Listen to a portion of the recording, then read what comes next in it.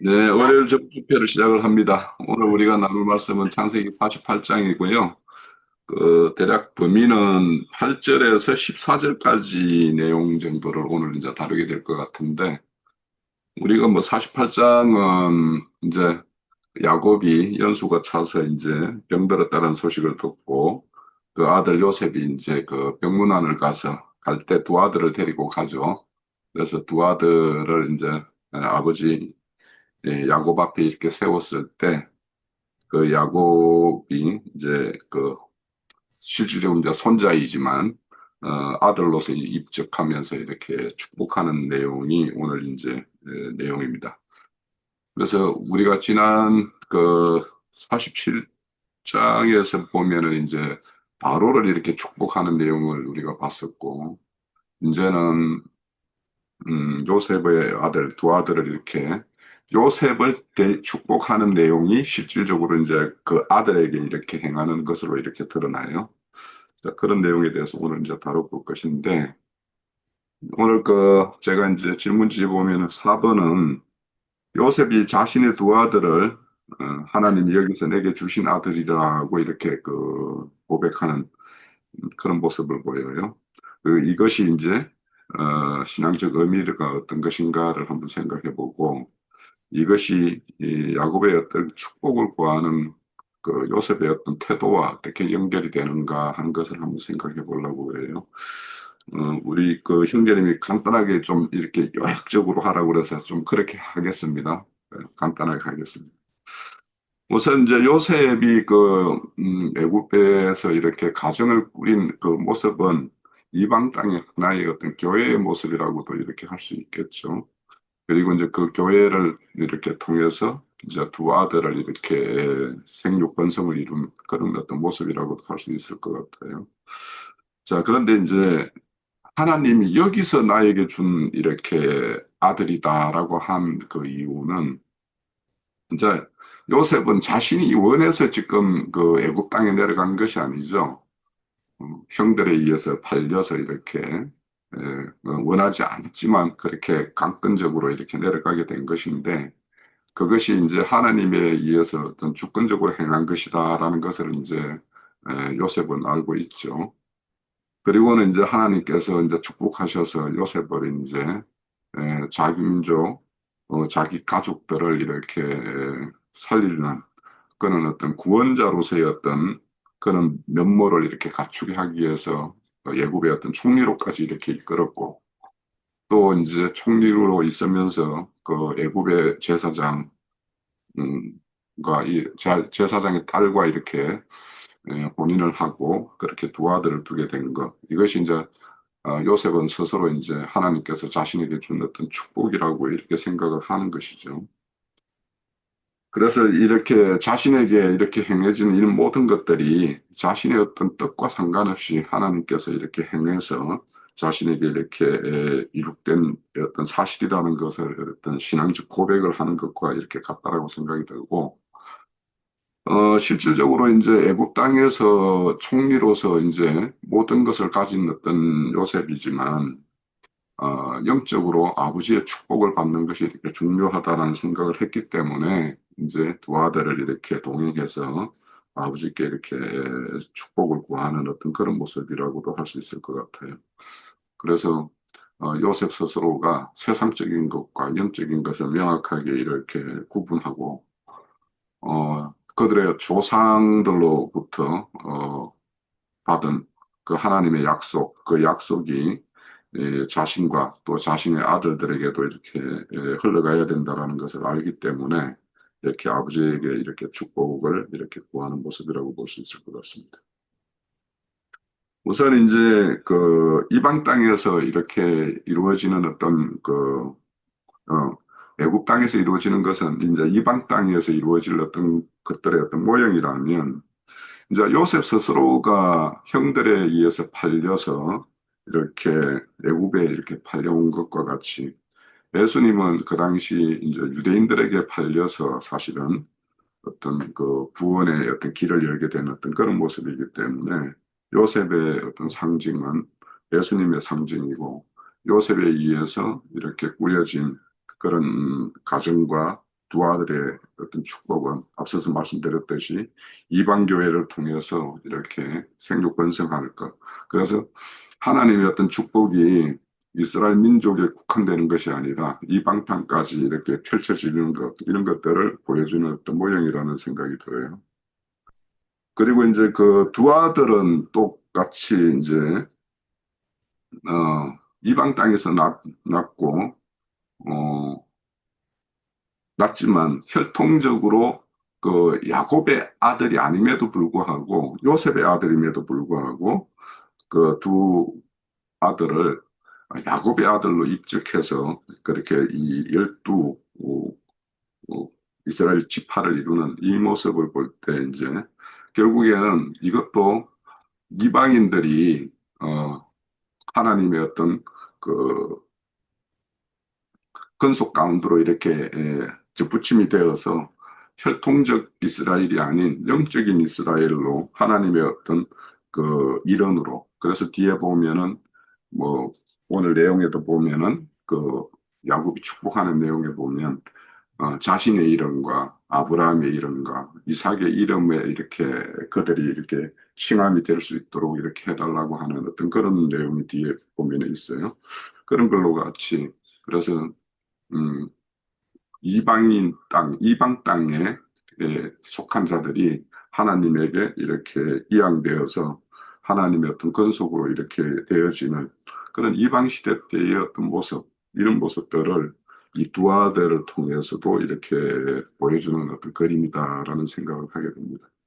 아무튼 이제 요셉의 어떤 그 애굽 땅에서 난 두 아들이 최종적으로는 야곱의 아들로 이렇게 입적되는 이것이 실질적으로 혈통적 이스라엘 외에 이방인들까지 이렇게 복음이 전파되어서 하나님의 어떤 축복, 야곱에 의해서 축복을 받는 그런 것의 어떤 모형이기 때문에 우리가 이 그림에서도 어, 이방 시대 때의 어떤 이루어질 일 이런 것들을 이렇게 밑그림을 그리고 있다라고 이렇게 볼 수 있을 것 같습니다. 예, 제가 정리해 본 내용은 여기까지입니다.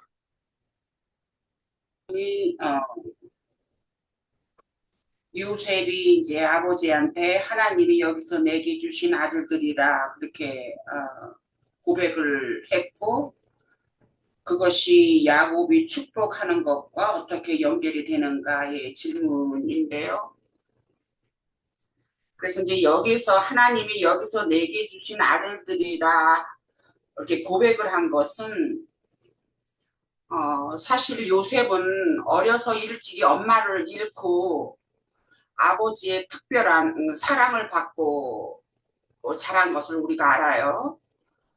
그래서 아버지와의 정과 사랑은 아주 특별했을 거라는 것도 또 우리가 또 짐작할 수도 있지요.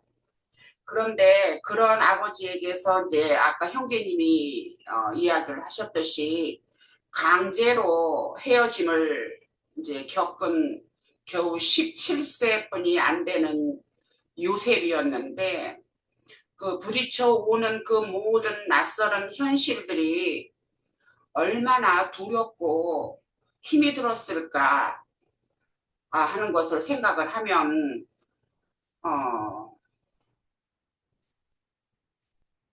우리가 힘겨운 그런 역경 속에서 이렇게 세상 풍파의 저기를 하다 보면 우리도 그러한 마음이 들지 않을까 하는 것을 한번 동감을 해봤습니다. 그래서 요셉이 하나님에 대한 믿음과 의지함이 없었다면 그는 결단코 견디지를 못했을 거다 그런 생각이 들었어요.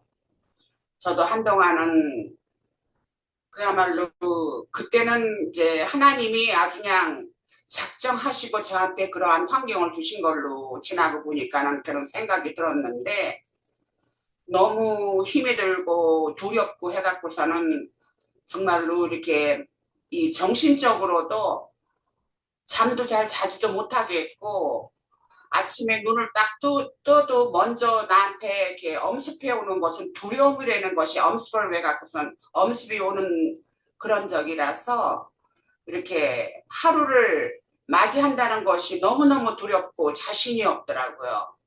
그래서 그러한 것이 요셉의 심정이 아니었을까 하는 것으로 좀 이렇게 생각이 되어지더라고요. 그래서 요셉은 이 험하고 낯설은 애굽 땅에서 하나님이 그와 함께 그리고 요셉이 하나님을 의지 아니하였다면 그는 살아남을 수가 없을 것이다. 그렇게 생각이 되고 따라서 오늘과 같이 사랑하는 아버지와의 재회는 더더욱 있을 수 없다는 그러한 생각이었겠지요. 그래서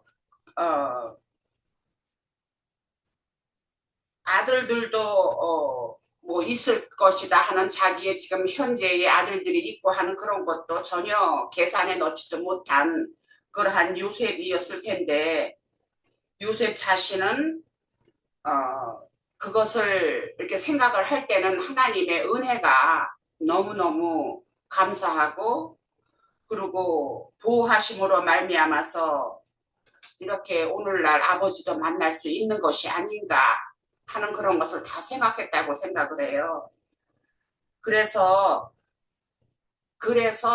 요셉은 이는 하나님께서 내게 주신 아들들이다 그렇게 고백을 할 수 있지 않았을까 하는 그런 생각이 들고 또한 또 아들들의 이름을 또 봐도 므낫세는 하나님이 내게 모든 고난과 내 아버지의 온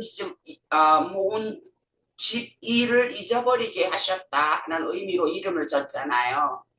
그러니 아버지와의 있었던 그런 모든 행복했던 그 시간이 그리워서 그 아팠던 그것과 또 형들이 자기를 그렇게 모함을 해서 그렇게 낯설게 겪어야 했던 모든 그런 고난 그런 것이 다 지워질 수 있는 것이 므낫세가 태어남으로써 그렇게 할 수 있었다는 그런 것으로 해서 이름을 짓지 않았나 싶어요. 그런 것으로 봐서는 그야말로 하나님께 대한 어떠한 마음으로 아들들의 이름도 그의 삶의 어떠한 역경에서 이름을 지은 거잖아요. 므낫세라는 이름이라든가 그 다음에 에브라함을 지은 것도 그렇지만 우선 므낫세 이름 지은 거를 봐서는 그가 어떠한 역경에서 지내면서 그렇게 힘든 과정에서 있었을 때에 므낫세를 얻음으로써 그런 것을 다 잊을 수 있었던 어떠한 안식이라는 것이 오지 않았을까 하는 그런 것이 또 느껴지는 것이 있고 또한 하나님에 대한 어떠한 마음으로 또 그것을 지었다는 것도 우리가 또 볼 수 있는 것 같은 그런 것인 것 같아요. 그래서 하나님께 의지함으로써 견딜 수만 있었던 그 요셉이었나 싶지 않아요. 그래서 그는 아버지 야곱이 그와 함께 하지 못한 그의 성장기에 하나님을 아버지 삼아서 그의 삶의 전부를 의지하고 위로와 더불어 감사를 드리면서 믿음과 순종으로 결실한 신앙이 아닐까 하는 것으로 이렇게 정리를 해봤습니다. 그래서 이러한 것을 야곱한테 이제 이야기를 했을 때는 야곱 역시 요셉이 전한 그 한마디에 그러한 영을 함께 동감하지 않았을까. 그래서 믿음직하고 고맙고 능력 있으신 하나님께 다시는 요셉을 볼 수 없을 거리라고까지 생각을 했는데 요셉은 물론 그의 아들들까지도 보게 하셨기 때문에 아버지 야곱은 그야말로 감개무량하여서 아브라함과 이삭의 그 인격 또 인격이라고 할 것 같으면 어떠한 신앙심으로서 하나님을 섬겼다는 그것과 또 어떠하심처럼 그 신앙심에 대한 아브라함과 이삭의 어떠한 그러한 것들이 결국은 대를 이어서 그 아들들에게도 이렇게 세워지는 것을 원하는, 그러면서 또한 번성하기를 빌어주는 그런 야곱의 그 강구가 아니었을까 하는 것으로 생각을 해봤습니다. 네, 마치겠습니다. 예, 빨리빨리 진행을 할게요.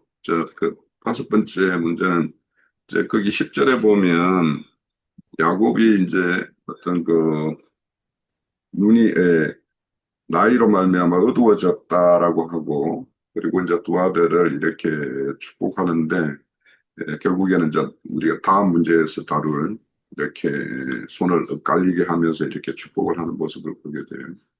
자, 야곱의 육체적 시력은 이랬지만 영적으로는 하나님 뜻을 정확히 분별하는데, 이 대조적인 모습을 통해서 우리는 어떤 영적인 교훈을 얻을 수 있는가 하는 것을 이제 한번 살펴볼 건데요. 야곱이 이제 어떤 자연적인 어떤 나이로 통해 가지고 이제 육체적인 시력은 잃고, 그와 대조적으로 이제 하나님의 뜻을 더욱 정확하게 분별하는 어떤 모습을 우리가 이제 48장을 통해서 볼 수 있는데, 우리 뭐 말씀에도 그런 게 있죠.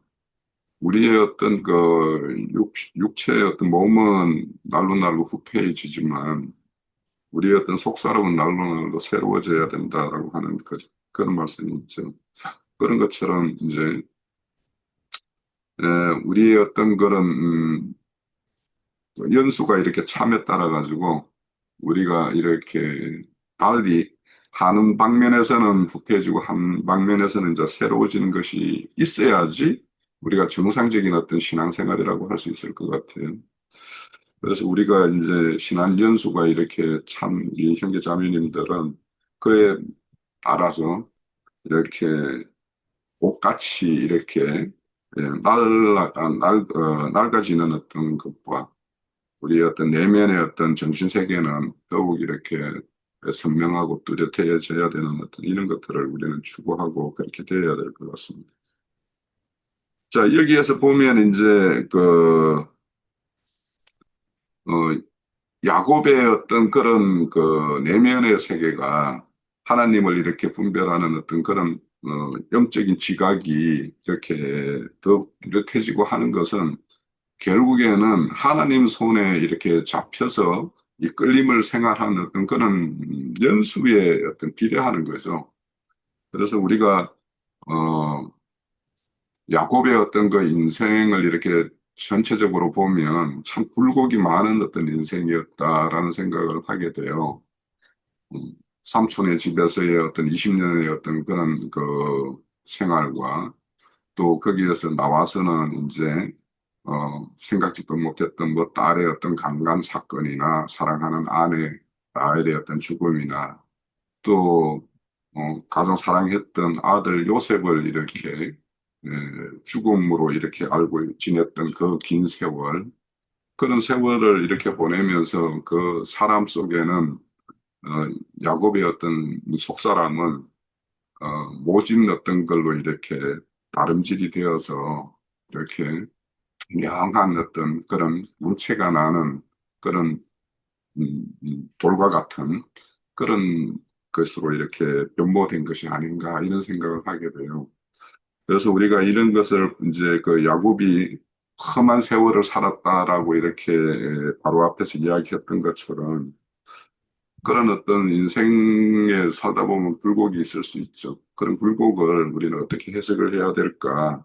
그리고 그 굴곡진 어떤 그런 사건들을 통해서 어, 하나님께서 우리를 어떤 모습으로 이렇게 만들어 가고자 하는 것인가 이런 것들을 생각을 해보면 우리 각자가 당하는 어떤 고난에 대해서도 우리가 생각을 좀 달리 해볼 필요가 있고 그래서 그 어떤 사건이 당사자로서 그 사건 현장에 있을 때야 고단하고 힘들고 이렇게 하겠지만 이제 어, 항상 모든 일은 지나갈 것이잖아요. 우리가 과거에 지금까지 지나온 과정에서도 보면은 어떻게 그때 그 순간을 이겨냈을까 하는 어떤 그런 사건들이 있을 수 있잖아요.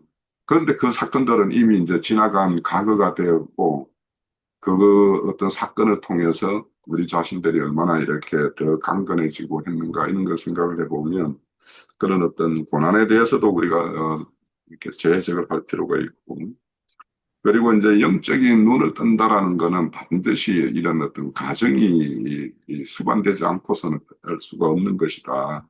그래서 우리가 성경의 말씀을 통해서 우리가 어떤 하나님의 어떤 뜻을 헤아리는 것도 이렇게 중요하지만 우리가 우리 일상에서 이렇게 겪는 어떤 사건 하나하나를 하나님 앞에서 그 뜻이 무엇인가 이렇게 새기고 살펴보는 이런 것들도 무엇보다 중요한 것 같다. 그래서 육체적으로는 이제 눈은 이렇게 자연스럽게 어두워질 수밖에 없고 어, 이거 개인적으로 요즘에 제가 눈이 굉장히 안 좋아져 가지고 요즘에 약을 먹기는 하는데 이렇게 예전에 보면 성경책을 읽어보면 다 읽을 수 있었는데 요즘에 성경을 읽으면 제가 떠듬떠듬 하는 이유가 이 글자가 퍼져 보여가지고 제가 그래서 떠듬떠듬 읽는 어떤 그런 게 있어요. 지금도 이렇게 보면 잘 안 보여요. 그래서 뭐 어, 이렇게 눈이 이렇게 안 좋아지는 거는 뭐 여러 가지로 뭐 다른 이유가 있겠지만 그렇지만은 이렇게 육체의 어떤 그런 것들을 이렇게 떠나서 야곱이 하나님께 더욱 이렇게 의존하게 되고 하나님께 더 가깝게 나아가는 어떤 그 결과가 결국에는 이런 더욱 이렇게 영적인 어떤 눈은 더욱 밝아지는 것 이런 것이 이제 되었을 거라는 생각이 들어요. 그래서 우리가 이런 어떤 그 야곱의 모습을 통해서도 우리가 진정 그 삶의 지혜나 이런 것, 분별력이나 이런 것은 우리 겉으로 눈에 보이는 드러나는 어떤 모습과는 다른 그 내면의 어떤 모습에서 이렇게 비춰지는 것이기 때문에 우리 모두가 이렇게 우리 속사람을 이렇게 단장하는 일, 이런 것들에 대해서 이런 하나님께서 이끄시는 어떤 그런 사건들마다 그런 걸 잘 헤아려서 야곱의 어떤 그런, 지금, 어, 내면의 그 마음의 그 영적인 눈은 더욱 밝아지는 어떤 이런 모습들을, 이런 것들을 우리가 이렇게 추구하면서, 어, 오늘도 이렇게 우리가 이런 집회 시간을 통해서도 우리가 서로 이렇게 교제하면서 우리 지체들의 어떤 각자의 어떤 모습이나 우리 각자의 어떤 그런 경험한 것들 이런 것들을 통해서 우리가 잘 이렇게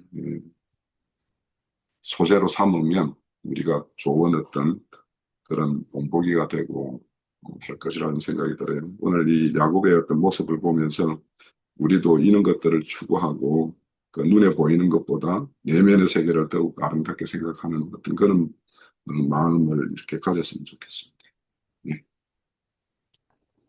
시력이 약해, 이뤄졌다 하는 것은 그 육신에 이제 속한 일이지요. 그래서 우리가 시편 90편에도 보면은 그 모세가 한 글인데 우리 육신의 연수는 70이요 강건하면 80이라도 그 연수의 자랑은 수고와 슬픔뿐이라 그렇게 했어요.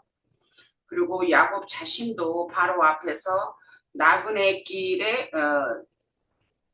130년이나 험악한 세월을 보냈다 또 그렇게 고백을 하고 했어요.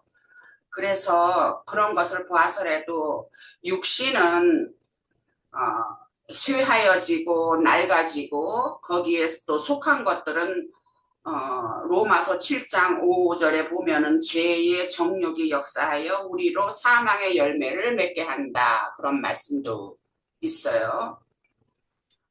그러나 하나님의 영이 우리 안에 거하시면 우리는 이제 육신에 있지 아니하고 영에 있다. 그렇게 하는 또 이제 로마서 8장에서도 그렇게 말씀이 또 되어 있어요.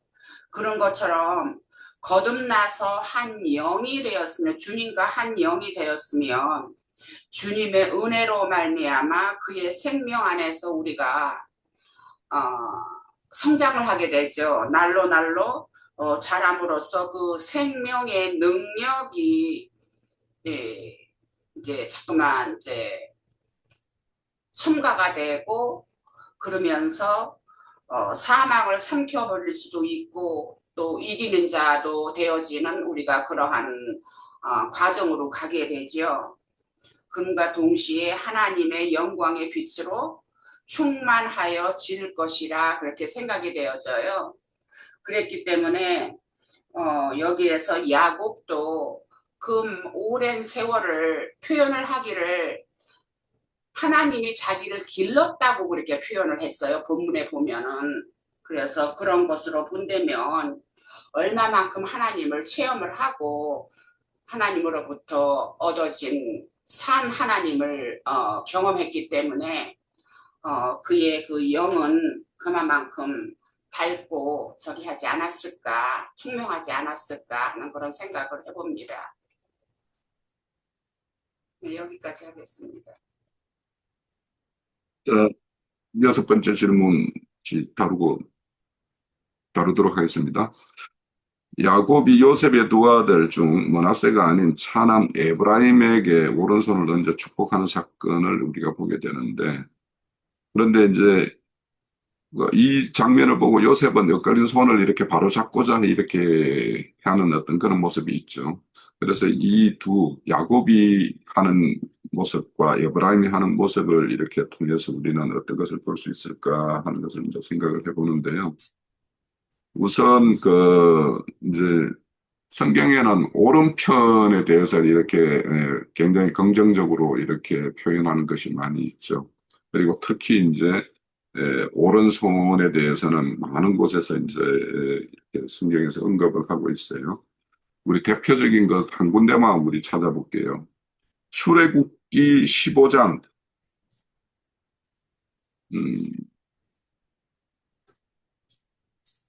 15장 6절인데요. 구약 성경 105면이네요. 제 성경으로는.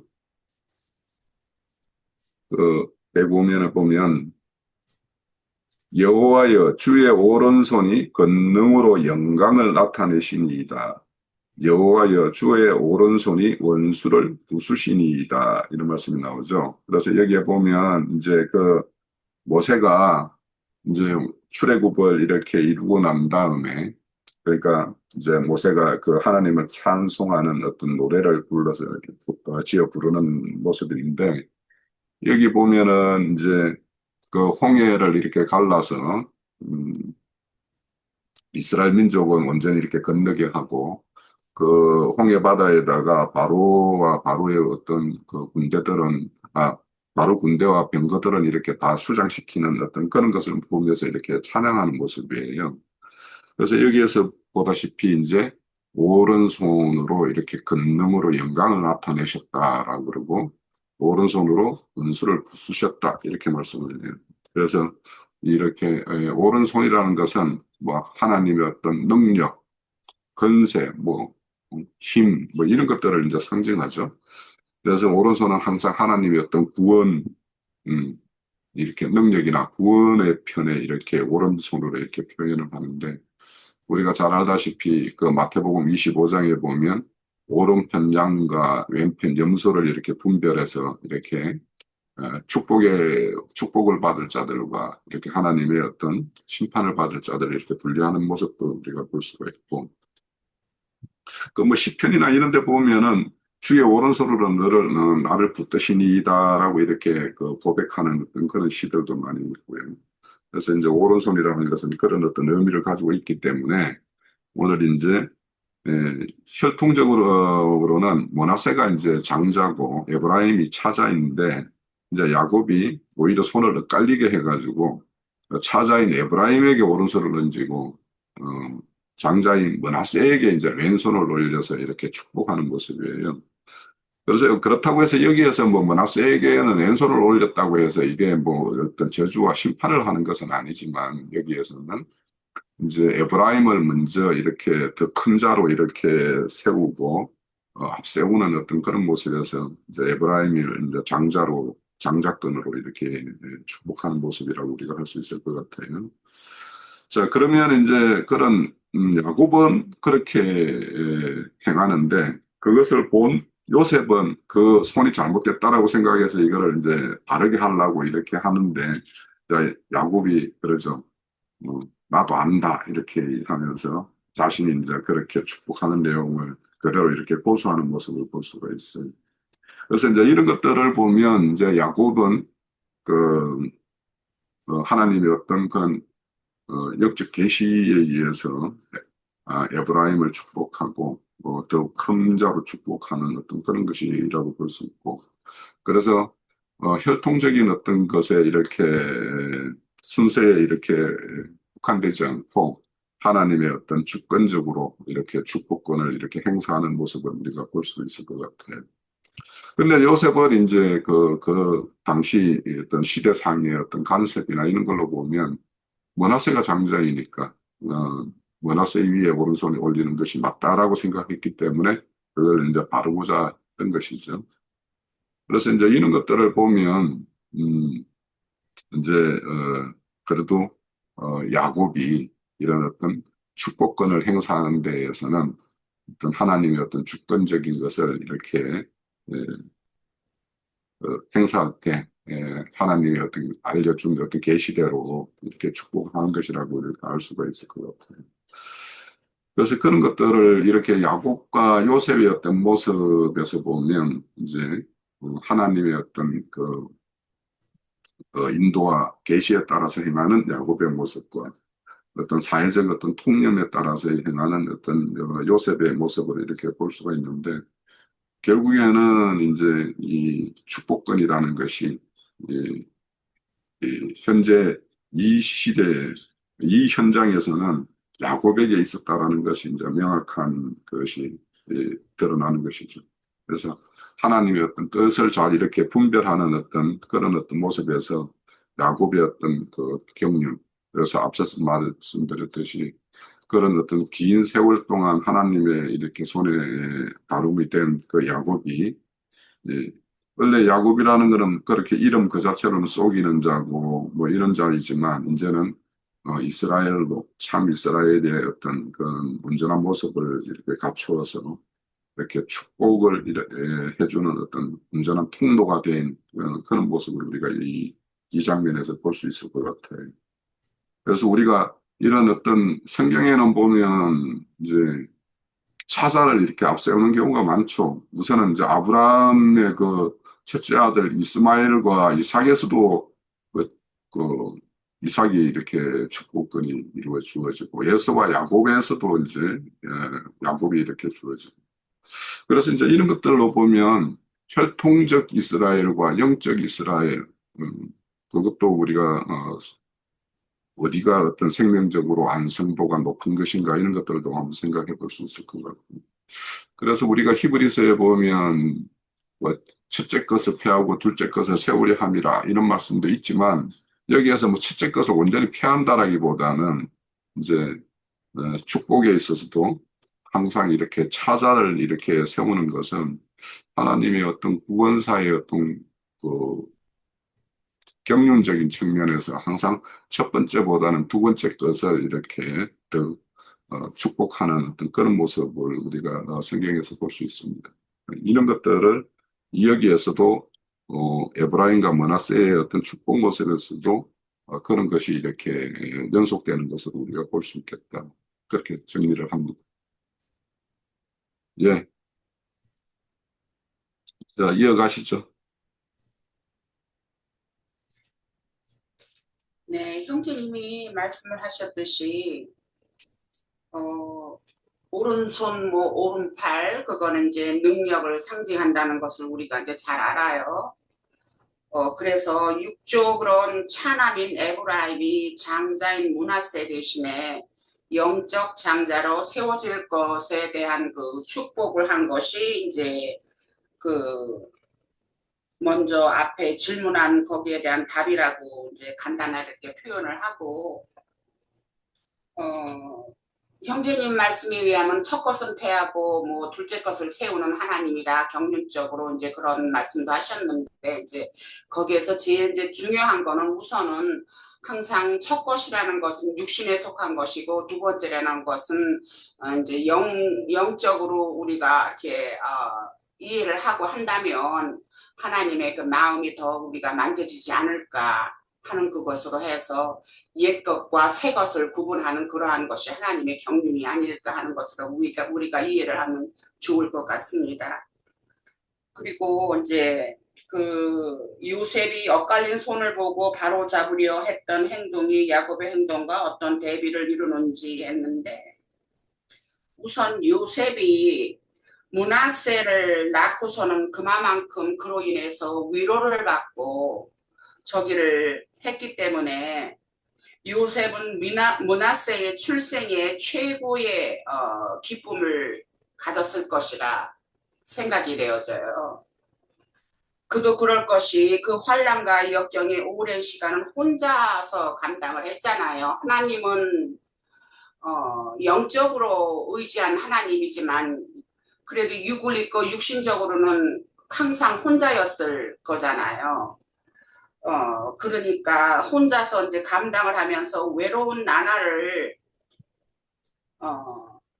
보냈던 그가 그의 그 자기의 분신인 아들 므낫세를 얻은 것에 대한 그의 마음은 그야말로 뭐 천지를 우리가 세상적으로 표현을 한다면 천지를 얻은 것 같지 않았을까 하는 그런 마음이 들어요.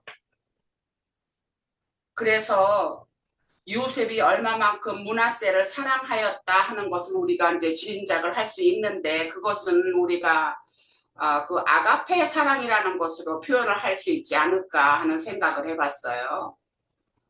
부모와 자식 간의 그 사랑이라는 거.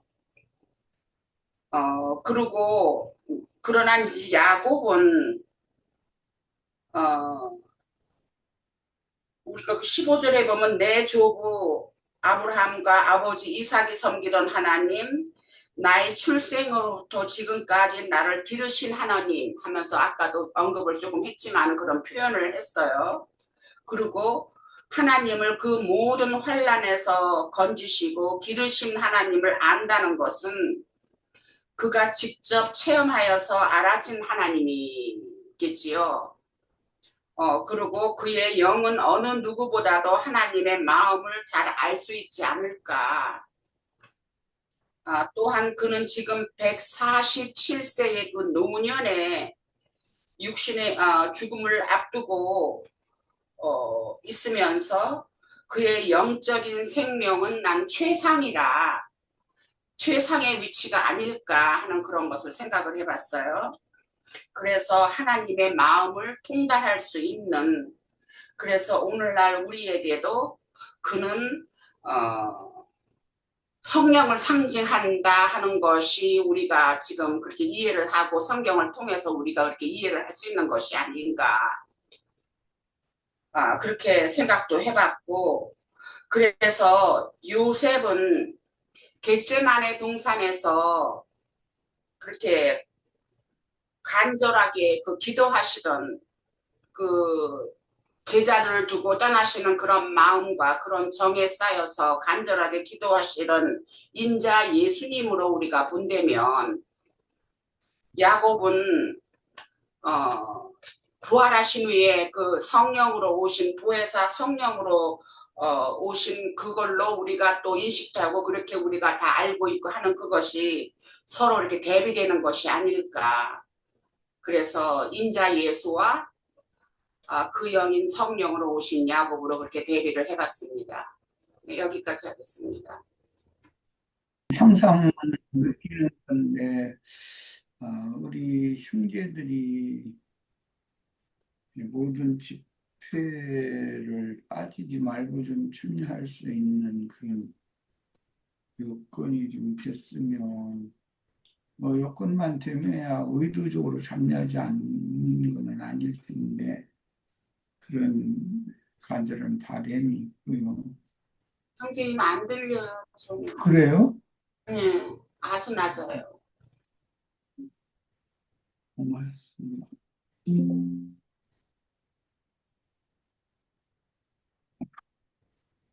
어때요 좀? 여전히 똑같아요? 그래서 조금 남뜻하기도 하지만 확실치는 않네요. 그래요? 에, 우리 형제님들이 그 일 때문에 그러는 것 같은데, 매번 내가 전부터 느끼는 바인데, 이게 좀 다 참여해서 집회를 좀 풍성하게 이렇게 했으면 그런 간절한 바람이 있어요. 뭐 다 나와 똑같으라고 뭐 강요할 수는 없으나, 나도 그 잠깐 그 직장 생활을 한 적이 있었는데, 예, 어떻게든지 해서 나는 예, 저녁 한 8시경부터 모임을 갖자고 약속을 해놓고 낮에는 이제 모임을 가질 수가 없었기 때문에 그 시간은 어떻게든지 해서 맞춰서 모임 장소로 이렇게 뭐 그 작업하다 말고 뭐 작업복 입은 채로 이러고 에, 참여는 했지만 한 번도 그 집회를 빠진 적은 없었거든요. 그리고 이제 정규적인 그 월급을 사는 직장 생활을 한 3년을 했는데 그때도 뭐 직장이라는 게 여러 가지 일들이 다 있잖아요. 그럼에도 심지어 이제 숙직이 예순번으로 돌아오니까 그럴 때도 에, 다른 누구에게 이렇게 숙직비도 주고 뭐 저녁값도 좀 주고 아침값도 좀 주고 해가면서 에, 다른 분에게 좀 내 대신 그 숙직을 좀 하게 이렇게 하고 해가면서 한 번도 모임에는 늦거나 빠지거나 이제 그런 적이 없었어요. 그것은 형제들의 정신 상태도 굉장히 중요하다라고 생각해요. 이건 내 경험이 있으니까. 모든 것보다도 나의 그 일상의 일보다도 형제들과 자매들과 함께 약속된 시간에 모임에 참여하는 것은 이것은 절대적이다라고 우선순위를 거기에 딱 맞춰놓고 있으면 다 그렇게 잘 참여할 수 있는 길을 주님이 다 열어주시더라고요. 물론 그런 것 때문에 뭐, 휘말서도 써본 적도 있고, 그, 다른 분이 숙직 쓰는 사이에, 뭐, 재생공사 그 사장이 갑작스럽게 야간 그 방문을 했을 때, 그때 이제 처신을 잘못해가지고 내가 대신 이제 뭐 감봉 처분도 받고 뭐 이제 징벌도 받았지만 그래도 나의 정신은 집회에 참여하는 것이 더 중요한 문제였으니까 에, 우리의 그 삶에서 모든 것의 우선권을 교회의 모임에 두고 살아야 된다라고 하는 이것은 투철한 정신이 필요한 것 같아요. 우리 형제들이 좀 꼭 잘 참여할 수 있기를 바라고. 뭐 오늘 우리 형제님하고 니나 자매님 두 분만 이렇게 했는데 다른 지체들도 저기 이현자 자매님이나 여기 참여하시는 이월자 자매, 윤혜수 자매, 이순희 자매, 안정식 자매 모두 다 있네. 다 이렇게 참여해서 집회를 좀 풍성하게 했으면 하는 그런 바람이 있어요. 진리증거에 관한 것은 에, 이방인에게도 그리스도께 접붙임 받을 수 있는 눈과 길이 이렇게 열리는 그런 내용. 육적 장자와 영적 장자에 관한 이야기는 야곱 자신이 그 아버지 이삭에게 형을 대신해서 영적인 장자의 명분과 권리에 관한 축복을 본인이 받아가지고 오늘 지금 40세 때 그런 젊은 날에 그런 이삭 아버지에게 축복을 받았고 그것을 오늘 147세가 된 인생을 마감하는 이 지경까지 그럼 100년이 넘도록 하나님의 손에서 얼마나 많은 것들을 가르침 받고 하나님께서 친히 그 속사람 야곱 축복하셔서 장자권을 주신 야곱의 속사람인 이스라엘을 오늘 신의 경지에 이르도록 이렇게 길러주셨고 온전케 하셨는가 이런 것들을 회고하면서 그 아들 요셉과 그 두 손주에게 연관돼서 말씀이 기록됐는데 우리들도 뭐 현세로 보자면은 다 살 만큼 살았고 나의 그 젊은 날이 있고 중장년 때가 있었고 노년기가 있고 오늘이 있는데 그 여러 때와 그 시기에 하나님은 나와 어떻게 말씀하셨고 무엇을 가르치셨고 한 것들은 뭐 다 아실 거예요. 아까 우리 디나 자매는 네, 미국에 가게 된 동기라든지 미국에서 뭐 이것저것 다니면서 노점상도 해보고 뭐 많은 그런 우여곡절이 있었었던 그런 인생사던 애가 본인이 간증을 통해서 다 듣고 그랬는데 그런 것이 오늘의 인이나 자매라는 이 사람을 만들어 놓은 것이잖아요. 예, 인이나 자매도 뭐 지금 나이가 됐으니까 그렇지 아무래도 뭐 3, 40대 때 같으면은 대단했겠죠. 우리 형제 자매님들도 뭐 3, 40대 때 같으면야 뭐 다 세상적인 표현으로 한가닥기도 하고 누가 뭐 조금 나를 이렇게 좀 거슬린다든지 이렇게 좀 낮춘다든지 하는 듯 싶으면은 그 뭐 견디질 못하죠. 뭐 사람을 뭘 알고 이러느냐고 뭐 이렇게 당장 나오죠. 그런데 지금은 누가 건드려도 그냥 웃고 웬만하면 웃고 넘어가고 말고 아이고 내가 조금 이게 좀 낮춤 당하고 또 뭐든지 내가 조금 당하고 내가 감당하고 모든 것이 그냥 원만하게 넘어가면 오히려 더 매사가 다 편하니까 이제 지금은 다 이제 바꿔져서 그렇죠. 3, 40대 같으면 어림도 없죠.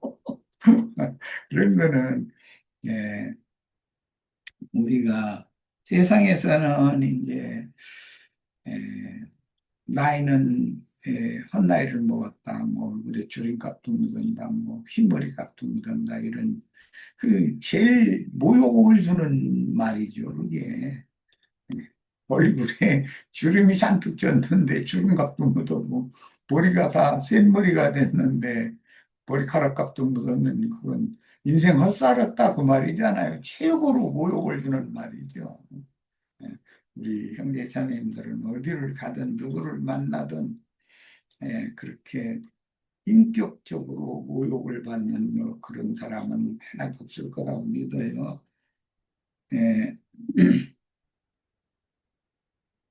예, 겉사람이 그렇게 후패되고 낡아지는과 동시에 속사람은 점점 더 강건해지고 어둠은 점점 물러가고 빛으로 충만해져서 완전히 빛의 자녀로서 빛이신 하나님의 세계에 들어갈 모든 준비를 마친 그런 야곱 이스라엘의 그 인생의 종국을 보면서 나도 빛이신 하나님의 세계의 후사로 영적 장자로 들어갈 수 있는 그런 준비가 다 되어 있는 그런 축복이다 이 말을 바랍니다. 이거보다 더 큰 것은 없으니까요. 히브리인들의 이거 셈족의 언어관념에서 하나님의 지혜는 그리스도다 고린도전서 표현을 이렇게 했고 그 지혜서가 이제 뭐 잠언서나 전도서나 다른 이제 시가서 등을 그 지혜서라고 그러죠. 그런데 그 지혜라는 말이 위에 그 단어의 근원이 빛이라는 데서 온 것이거든요. 인간이 신의 지혜를 얻는다라는 건 빛이 그만큼 예, 충만해져서 빛의 사람이 된다. 그가 어디에 나타나든 그가 어느 자리에 있으면 그 자리가 환해지고 밝아지는 이제 그런 사람이 되는 것. 그래서 뭐 그 어떤 그 화가들이 그림을 그릴 때 후광이라고 그러죠. 어떤 임금이나 어떤 큰 일을 한 어떤 분을 기리는 그런 그림을 그릴 때는 후광을 그려놓고 그 사람의 얼굴은 그리지 않죠. 그 얼굴이 곧 바로 빛이니까. 그래서 그런 상태를 영광이라고 표현을 하는 거거든요.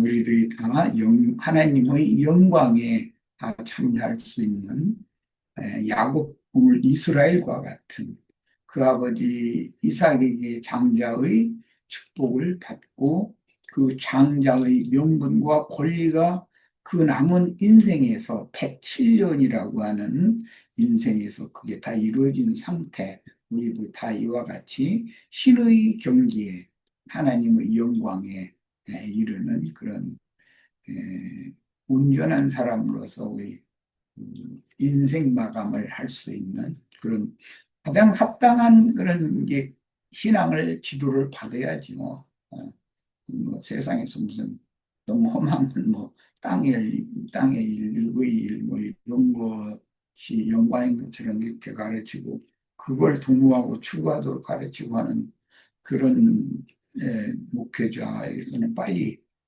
분별하고 떠나야 되는 거죠. 영원한 생명, 영생에 관한 진리의 지식을 자꾸 더하게 하고 사람으로 하여금 점점 밝아지게 하고 영광스럽게 되게 하는 그런 교회 모임. 그래서 이것을 우리가 함께 동역해서 세워야 되겠고 에베소서가 궁극적으로 말하는 거룩하고 흠이 없는 영광스러운 교회를 우리가 세우는 일에 다 함께 협력했으면 하는 그런 바람입니다. 마칩니다.